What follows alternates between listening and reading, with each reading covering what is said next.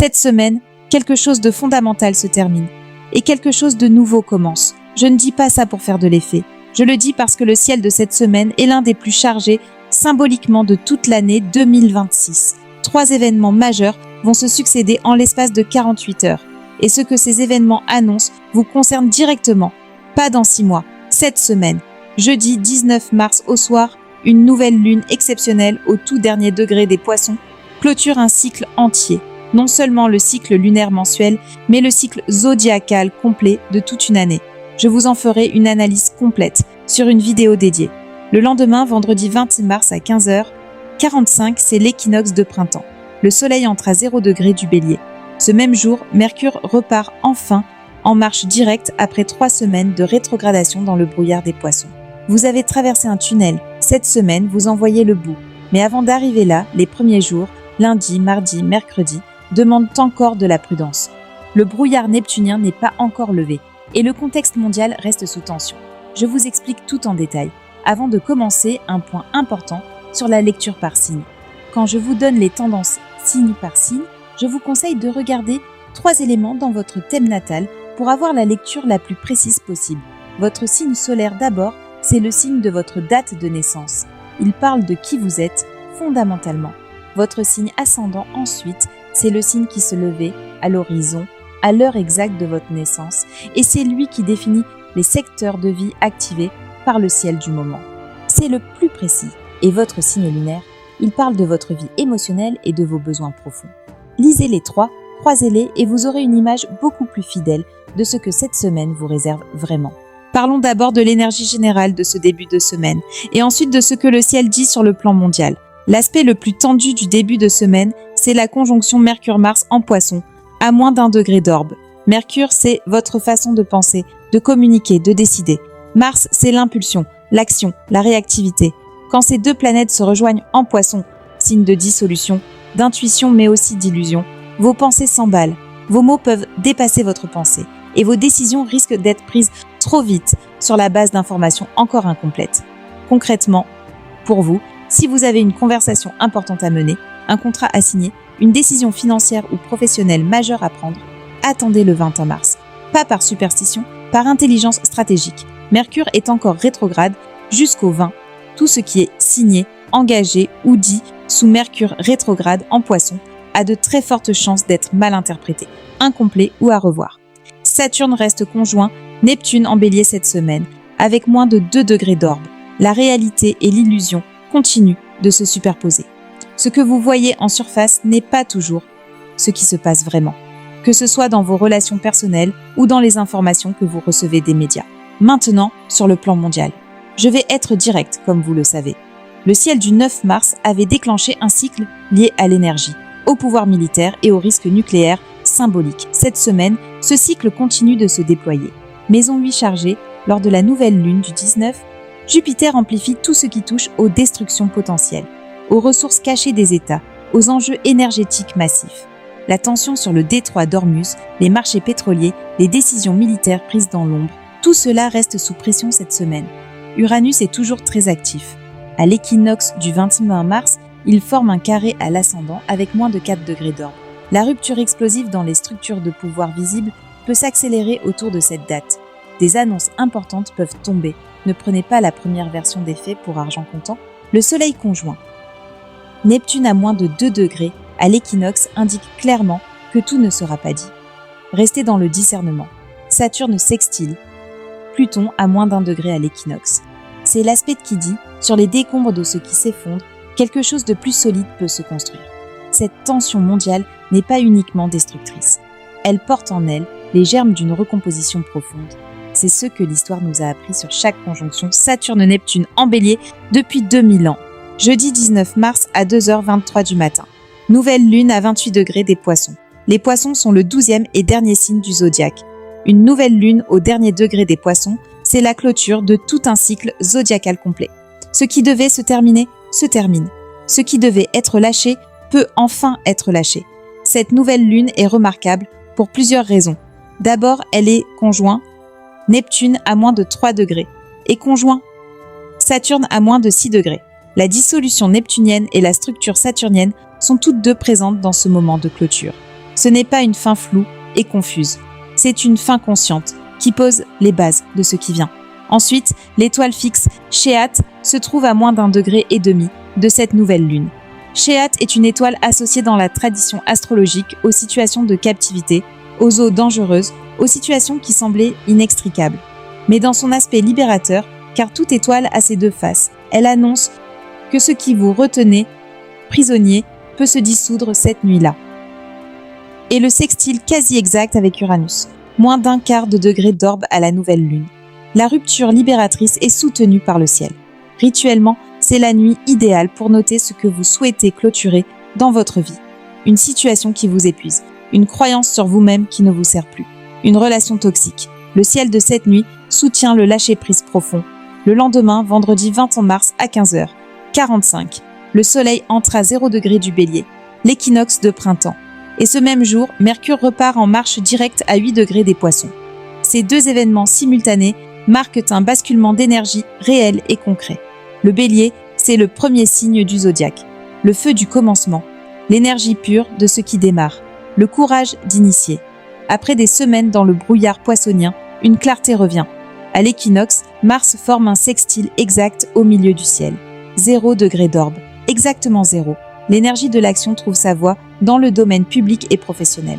Jupiter forme également un sextile au milieu du ciel avec moins d'1 degré d'orbe. Une ouverture professionnelle, un élan vers quelque chose de plus grand, une opportunité de croissance. Tout cela devient accessible à partir de ce vendredi. Voilà votre fenêtre de relancement. Notez-la dans votre agenda. À partir du 20 mars, l'énergie est là pour agir. Je vous rappelle, pour cette lecture signe par signe, regardez votre signe solaire, votre ascendant et votre signe de lune. Croisez les trois pour une image complète. Bélier, cette semaine vous concerne directement et profondément. La nouvelle lune du 19 clôture votre 12e maison, la maison des choses cachées, des fins de cycle, du retrait nécessaire. Quelque chose que vous portez en silence depuis longtemps est prêt à partir. Si vous avez l'ascendant ou la lune en Bélier, c'est encore plus intense. C'est votre identité elle-même qui se renouvelle. Le 20 mars, votre nouvelle année astrologique commence. Rechargez-vous la nuit du 19. Le relancement qui vient est puissant. Taureau, la nouvelle lune active votre 11e maison, vos cercles, vos réseaux, vos projets collectifs. Une relation de groupe ou un projet collaboratif peut se clore. Mais l'équinoxe active Uranus dans votre signe depuis la maison 10. Un changement professionnel inattendu peut s'accélérer après le 20. Si vous avez l'ascendant Taureau, ce changement peut être plus visible encore dans votre vie publique. Restez ouvert. Gémeaux, la nouvelle lune active votre 10e maison, le domaine professionnel et public. Une page au travail se tourne.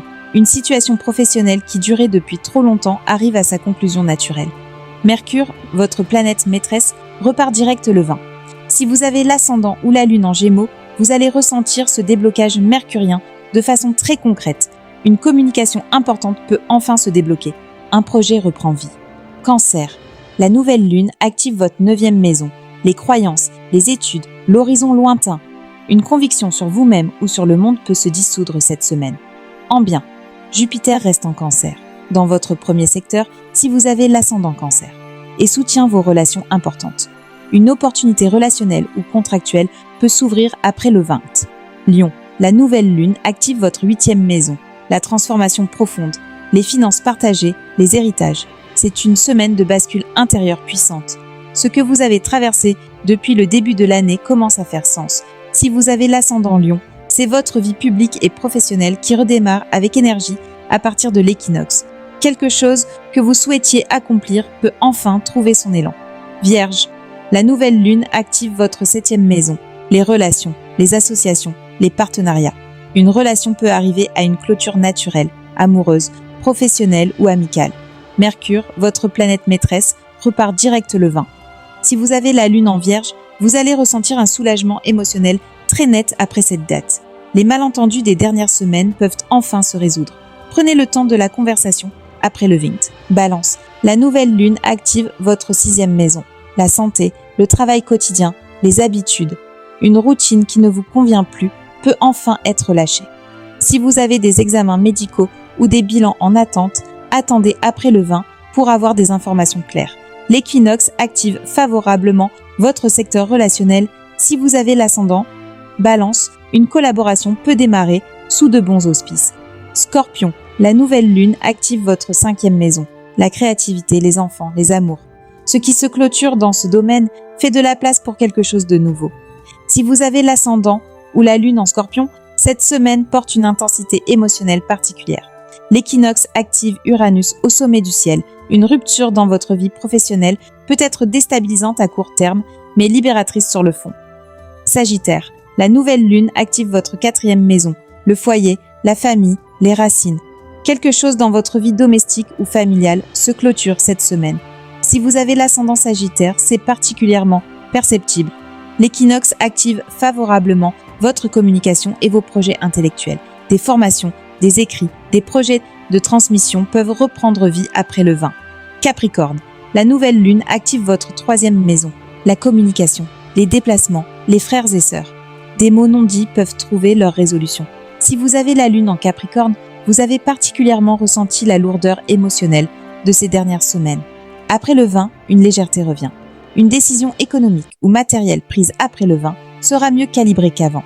Verseau, la nouvelle lune active votre 2e maison, l'argent, les ressources matérielles, vos valeurs profondes. C'est une semaine de bilan financier. Ce qui vous coûte vraiment de l'énergie, matériellement et émotionnellement, peut être identifié et lâché.